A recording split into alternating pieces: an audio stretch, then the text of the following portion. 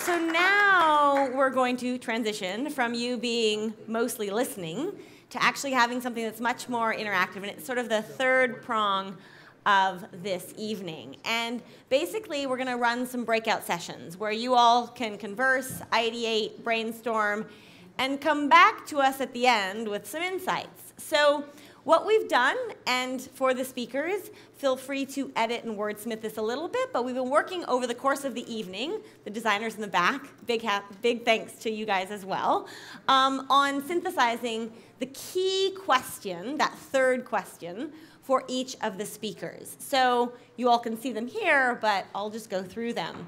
So we've got John, how do we find the will in our current political climate to think big thoughts, really bold, particularly with regards to policy, when it comes to the future of work and the future of workers?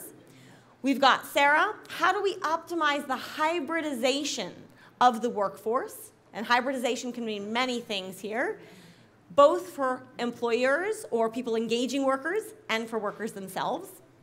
We've got Paul, what kind of economy, so looking at the meta, the macro economy, and I think we can say here, what kind of capitalism do we want to build in a world increasingly automated by automation and robots? And Vivian, how do we help workers become lifelong learners from an early age? And again, speakers, feel free to expand or contract as need be. Next, we've got Tim. How do we navigate the allocation of value between platforms and the people who work for them? We've got Kristen. What are the mechanisms we can use to provide stability for people in a world where work is more independently driven? So this tension between stability and flexibility. Donnie, what work-related policies should we ask innovative governors and mayors, so looking at this from a policy perspective, but also a place-based perspective to pilot around the future of workers? And Jerry, what do employers need to do to best hire and manage independent workforces? So next slide, please. Okay, there's a recap. So what we're going to do is ask all of you to self-select. Which of these questions interests you most? Now, there is a request that we have as the organizing team. Please self-select into groups that are roughly similarly sized. You know, if there's a whole bunch of people, kindly don't join the place that has no seats. Go find another group. We're not, you know, we're all adults. You can figure it out. But self-select so that we have a critical mass for each one. We're going to do these in zones, and this is, we've sort of picked this at random, if you will.